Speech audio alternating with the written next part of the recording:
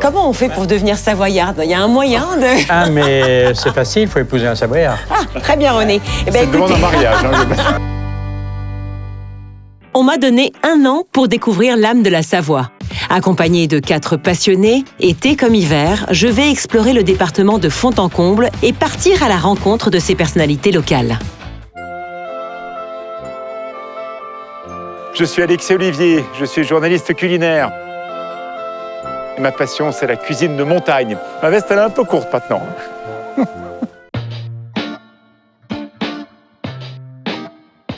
Un petit déj, regarde. Oh là là, sublime. Pour un Donc, bien petit sûr, déj, ça me c'est pas plaît. mal. Comment pourrais-je dire le contraire? Bienvenue à la Bouite, le restaurant de la famille Meyer. Ça Et te voilà plaît le chef. Ils sont déjà là. Vous avez fini le petit déjeuner. Donc, comment ça va, On est Virginie? tellement heureux. Bah, c'est parfait. Ça va, Alexis? Un petit café et le fameux miel, voilà. Que de bons produits sur cette table. Tu vois, ça c'est l'âme d'aubergiste. Les étoiles n'ont rien changé, ils n'ont pas perdu le sens de Et l'accueil. donc, comme vous nous avez offert une table merveilleuse, j'aimerais quand même parler de ce qu'on a à table. Il y a la qu'est-ce que tome. Alors, la tome. La tome de Savoie, La ça tome de j'adore. Savoie qui vient de paysans des copains à côté, hein, qui me font des tomes magnifiques. Est-ce que je vous prépare quelque chose, Allez, René? une petite tardine. Plutôt un pain comme celui-ci? Voilà, ça Ou c'est un alors- pain à Que la des pomme pains de maison. terre. Il est C'est un magnifique, pain à la celui-là, pomme de hein. terre. Alors, beurre ou autre chose? Non, beurre. Ah ouais. Ce beurre de baratte, juste un petit mot, dites-moi. Ben, c'est un beurre qui est baratté donc, dans la vallée, hein, avec les vaches qui sont dans les prés en face. Et puis c'est du beurre de crème. C'est ça la différence. Tu sais qu'il a un diplôme? Il a le diplôme du BSP. Tu sais ce que c'est? Le BSP? C'est le bon sens paysan.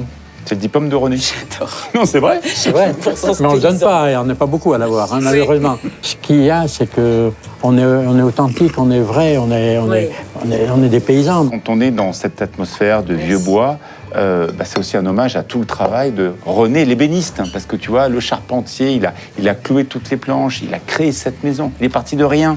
Qu'est-ce que vous n'avez pas fait, en fait, dans votre vie, René? Ben, moi, j'avais envie de gagner ma vie différemment que d'aller travailler chez les gens. La solution l'était de construire quelque chose pour moi. Non, la passion est arrivée après. Donc l'idée était de s'installer dans mon village, chez moi. On aime cette vallée, on aime la montagne. Et parmi tout cela, parle-moi un petit peu de ce miel qui est ici.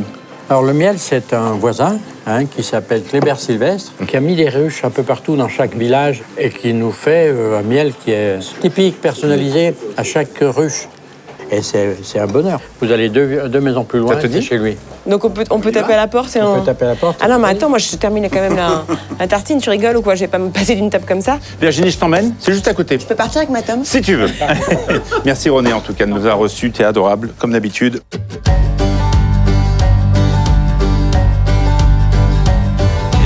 Tu vois, c'est là. Ouh, que ça sent bon ici. Ah, sublime. On est souvent habitué à avoir les pots qu'on a retrouvés d'ailleurs Bien à sûr. l'instant Chez René. Meyer. Mais on n'a pas forcément la chance d'avoir le produit brut. Ah ben ça c'est le produit brut. Donc ça c'est un bac à désoperculer où le miel glisse, la Oui. cire se sépare avec le miel. Et puis ici vous avez l'extracteur là où on prend les cadres une fois qu'ils ont désoperculé. On les met à l'intérieur ici là. D'accord. Et après on mettra en route pour que la force centrifuge fasse en sorte que le miel soit extrait. Oui, en fait, c'est purement mécanique tout ça. C'est mécanique. Oui, c'est ça. Comme une essoreuse à salade, hein, Voilà, pardon, mais c'est non, mais exactement c'est le ça. principe, c'est ça? C'est exactement Oui, le d'accord. principe. Ok. Comment vous pourriez définir précisément ce miel très spécifique qu'on trouve ici? Au lieu de transhumer, ce que je fais, j'ai différents ruchers à différentes altitudes. C'est-à-dire de 1000 mètres à 2000 mètres. C'est-à-dire que les fleurs qui sont à 1000 mètres ne sont pas les mêmes qui sont à 2000 mètres. Donc en ayant différents ruchers à différentes altitudes, ça me permet d'avoir différents types de miel. Comment cette abeille est arrivée en Savoie? Est-ce qu'on a une idée de ça? Alors, ça fait plusieurs millions d'années. Oui. Donc elle a survécu à 2 glaciations quand même. 2 glaciations. Eh oui. Ce qui est assez rare pour une abeille. Voilà, on avait dit abeille noire de Savoie puisqu'il y a des écotypes. Nous, on a l'écotype savoyard montagnard. Hein. Donc D'accord. elles sont adaptées, c'est l'épigénétique, on appelle ça. Elles sont adaptées à leur milieu. Ces abeilles me viennent de mes grands-parents qui avaient déjà de l'abeille noire. Donc le but, c'est d'essayer de la préserver pour la transmettre à nos enfants, nos petits-enfants. Kléber, je peux goûter? Bien sûr, bien sûr. Elle est gourmande. Ça va commencer à arriver tout doucement là. Ça te plaît? Tu sais qu'il y a des abeilles qui travaillent ici? Attends, c'est pas possible parce que je pensais Ah que bah c'est- si, elles- il y en elles a. sont pas dehors, les Si, abeilles? si, tu vas voir, regarde. Il y en a dedans, Petite là. surprise, regarde. On va pouvoir voir un cadre d'abeilles comme dans la ruche, ici, là. Voilà.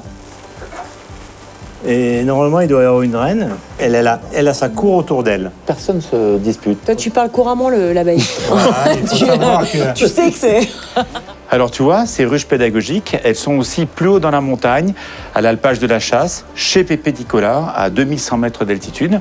Et si ça te dit, eh bien, je t'emmène là-haut et je vais pouvoir te faire goûter un super dessert à partir du miel de Kléber. Ça te dit? Allez, viens, monte en montagne. Tu sais, moi, je peux rester des heures là à regarder. Hein. Ah, c'est incroyable. C'est vrai que c'est complètement hypnotisant, cette histoire. Et voilà, la réserve de la Chasse, chez Pépé Nicolas. Tu vois, on est quasiment à 2000 mètres d'altitude. Ah ouais, je vois ça. Et voilà, Ça se mérite. Attention, hein. on va se manger un petit dessert, ça te dit? Bah oui, je veux goûter le miel d'une autre façon. Alors on va voir, avec le dessert de Séraphin. Tu sais que c'est le chef pâtissier ici. C'est un dessert autour du miel et du safran. Le miel, c'est notre apiculteur Kléber qui est dans la vallée. Et on a du safran local. Allez. L'âme de la Savoie, tu l'as ressenti là? Bah oui, non mais t'as raison, c'est exactement ça. On la sent dans l'assiette, fleurie, le côté rond, chaleureux, familial. Ça, c'est extraordinaire. Ça me touche. Allez, abonnez-vous à la chaîne Explore Savoie.